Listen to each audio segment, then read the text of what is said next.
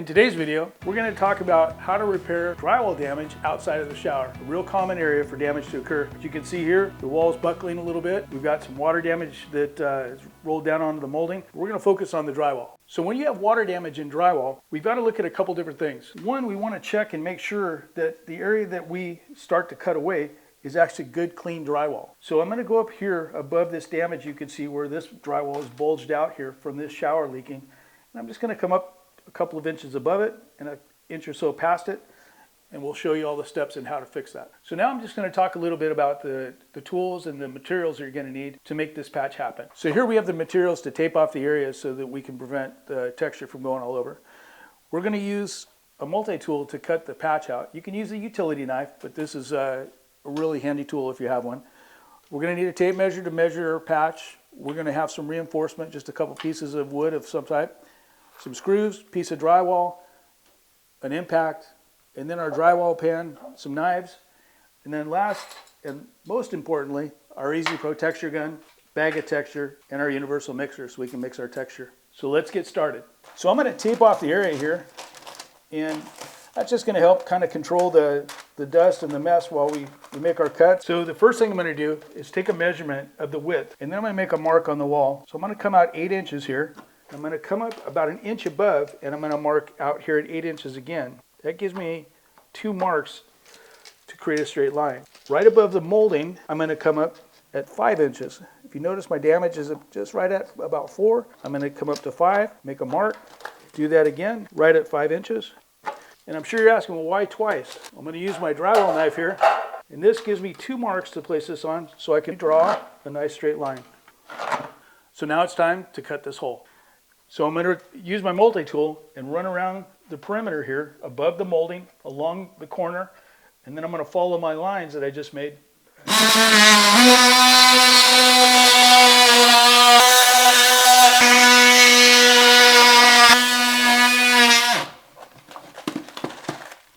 Oh, wow, nice. We pulled our damaged drywall out, and it's my birthday because there's a ton of wood back here.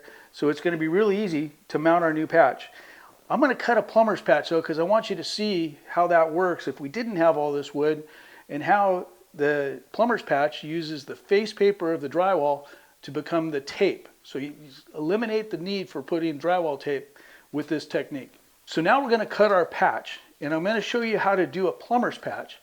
What a plumber's patch is a patch that uses the face paper of the drywall as the tape. We eliminate that taping process, and we're going to use the face paper. So on the back, we're going to cut this at 1/4 of an inch shorter in both length and height. So we were at 5 inches high, so we're going to go 4 3/4. We were 8 inches wide, so we're going to go 7 3/4. And then on the front, we're going to go an inch larger than those amounts, and you'll see why in a minute. So what I did here, if you remember, our measurement of our hole is 5 inches. So on the front of this piece of drywall, I made a line at 7 inches, 2 inches higher than the hole. And you'll see why in a second. I also made 2 marks here that are 2 inches longer than the hole. I'm going to use my drywall knife as a straight edge here and draw these lines. I've also got a utility knife, and I'm going to take the utility knife and just run it along here to cut out the outside diameter of the patch. Let's do this safely on the floor. Always cut away from your body or any other valuable parts of you. Run your utility knife over the line a couple times. Go from one side of the drywall all the way off the other side. Bang it on the floor. That's the fun part. See, I've got another small area here. Lay the short edge down, break it, cut it. Now I have my patch material now 7 inches high by 10 inches wide. My hole is 5 inches by 8. So what I'm going to do on this side is I'm going to create a measurement that is slightly smaller than the hole. So I'm going to come in 1 1/8 here, 1 1/8 down here, 1 1/8, and I'm going to do that around the whole perimeter. You're probably asking, well, why 1 1/8? What's the significance of that? Well, what it is remember, I made this 2 inches in both directions bigger, but I'm measuring in 1 1/8 inches in both directions, so that's going to leave the material in the center smaller than that hole. I'm on the back side of the piece of drywall, and I'm making marks on the back, all the way around.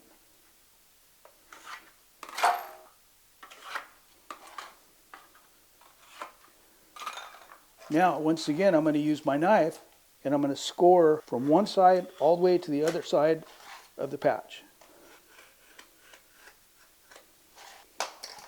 So here's the cool part of this patch.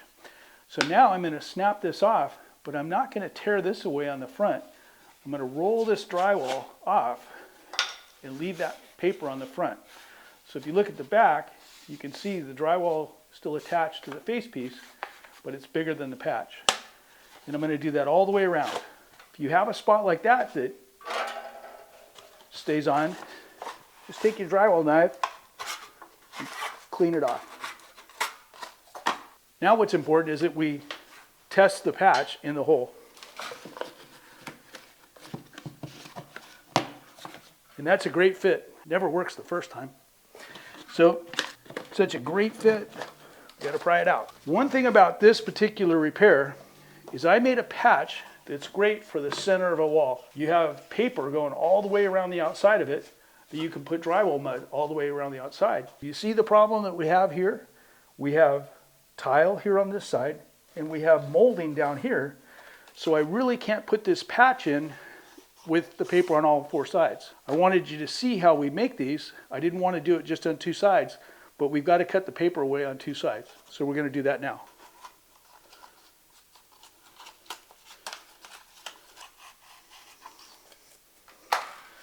So what I have now is a patch that will sit perfectly in that hole. Paper's on the right sides for where I can put mud. I'm also going to add material right here and inside here so that I can create a nice solid seam right up against the wall. We're going to do that now. Okay, so the next step that I think is really important is that we got to clean up this area that we just spread a bunch of dust around. We don't want that to get in our texture or in our drywall mud and mess up our patch.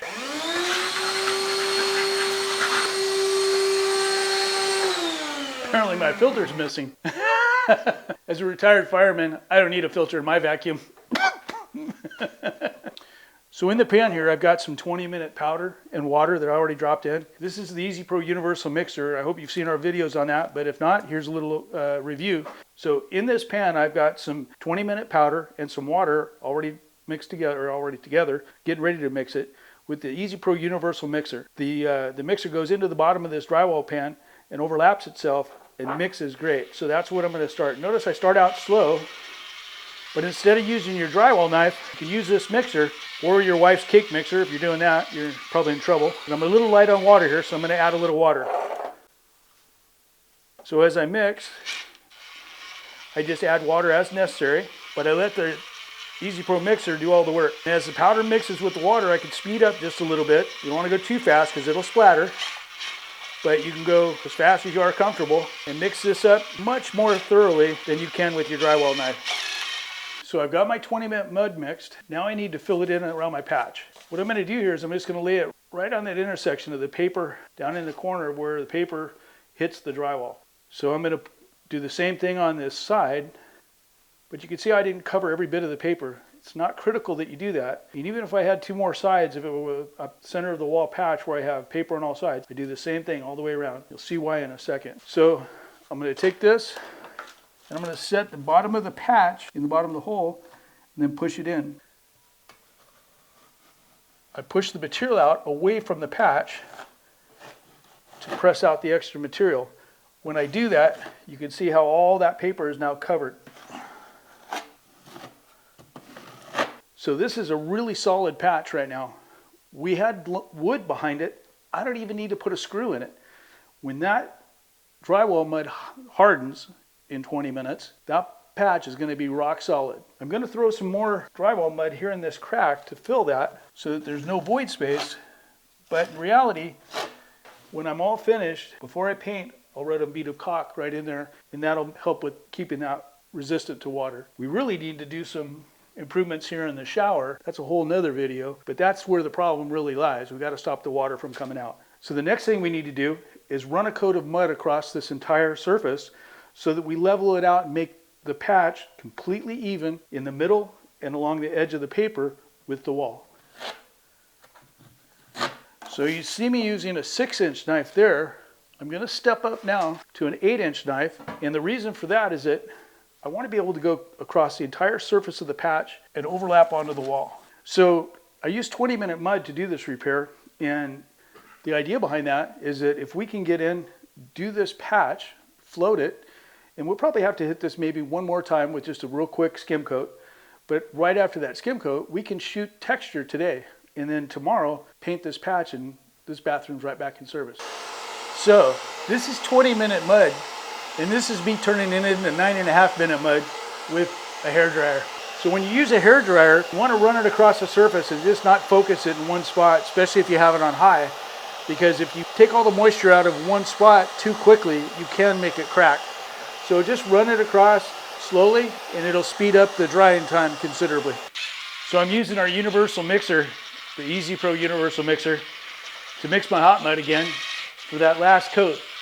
And I don't have a lot in the pan, and I'm mixing it kind of light, a little bit wet, because I want it to go on and be very smooth and to not leave a real heavy coat.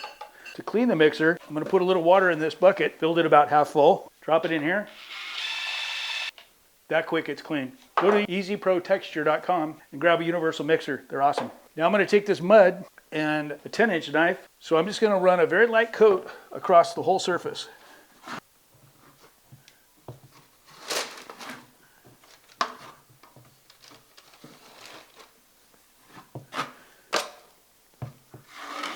Key to prepping this, and we're going to demonstrate this in a second, is we're going to clean this patch off of the wall, or we're going to sand this patch with a wet sanding technique. So I've got a cool sponge that I'm going to show you, and we're going to clean this up, no dust. So now we're going to prep this patch area that we've done the repair on. It's looking really good. I'm using a drywall sponge that you can find at any of your building material stores. On one side, got a more abrasive texture, and on the other side, it's very smooth. So what I'm going to do is I'm going to take a little bit of water, dip the end of the sponge in, and squeeze it out. I want it damp, I don't want it just dripping. And what's important is I want to prep the perimeter of it first. All of this area where we've skimmed across, but we're into the old texture, we want to scrub most of that away. I'm sure you're asking, well, why are you using a sponge rather than sandpaper? Well, a sponge is perfect because the moisture doesn't create or doesn't allow any dust to be created by the abrasive surface of the sponge. It just kind of gets loaded up in the sponge. You rinse it out when you dip it in the water. So we're not creating any dust, and it creates a great surface, and it allows us to even clean over those areas along the sides that we didn't really want mud all over. So here I've got some tile. We've got a little bit of drywall compound on it, and it wipes right off. Now I'm going to take this smooth side of the sponge, and I'm going to go across the surface of the whole patch. And you can see that it dampens the surface of the drywall compound, starts to move and smooth it into the low spots, acts much like sandpaper where you're taking the high spots off. This does the same thing, but it just does it with a little bit of moisture and no dust. Perfect. We're all set now and ready to shoot texture. So up till now, I've been pretty much concerned about the floor as far as getting dust and making a mess. Now I'm going to be spraying, so I got to be a little bit more careful. So I'm going to take my masking paper, I'm going to bring it up on the tile here and come out on the glass so that when I spray, it's isolated just to my patch. We're ready to go. So the first thing we're going to do is use the universal mixer from Easy Pro to mix our texture right in the bag. And the way we go about that, grab the end of the mixer, one hand, pinch it together with the other, push it down inside the spout. Now the mixer's right inside the bag. Take your impact and slide it on the quick connect. And that quick, I'll mix the texture. Now, this is a pretty new bag, so I think that 5 seconds of mixing is all we're going to need. But notice I take it out kind of slow, so don't do anything artistic to the floor. Mix it up in a container full of water, wipe off the residual, throw it in your toolbox, ready to go. Set that off to the side. So my texture gun, I normally set at 60 PSI with the trigger pulled. But today, I pulled the trigger and set it to 50. And the reason is that this texture is pretty heavy. And the numbers that we give you on the back of the bag, 30 and 60, those are references. That's where you start. 60 is a great number to shoot probably 90% of orange peel. But this is a little heavy, so I backed it down, and I'm going to see if I can fine tune it, do this real quick. We've already mixed the bag with the mixer. I'm going to screw it on. And it's not a bad idea to set a piece of cardboard next to your patch and spray and see how it looks next to the texture on the wall. I think I can match it without doing that. Let's see.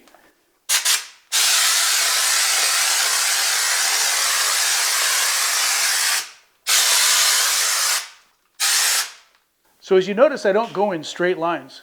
The reason for that, the small circles that you see me doing, keep that from looking like lines drawn in the middle of your patch. You want to circle, you want to blend, and it just makes a great texture pattern after you're all finished.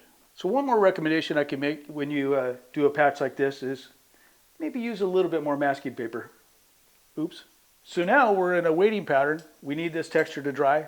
It'll dry in somewhere between 30 minutes and an hour. In the meantime, I'm going to go out and clean the gun, get all my stuff put away, and get ready to paint. So the cleanup process for the gun, everybody's always amazed at how easy. So I'm going to demonstrate here. Best way if you're inside the house is turn on a faucet somewhere, cup your hand, drop the fitting that's on the bottom of the tip in your hand, couple sprays, you're done. All right guys, we got this project finished. We just painted it, came out great. The texture looks good. The repair is completely invisible on this wall, and you saw all that water damage before. One thing that I want to cover that we maybe were a little confusing about is that behind this there's wood, and you didn't see us put any screws in here.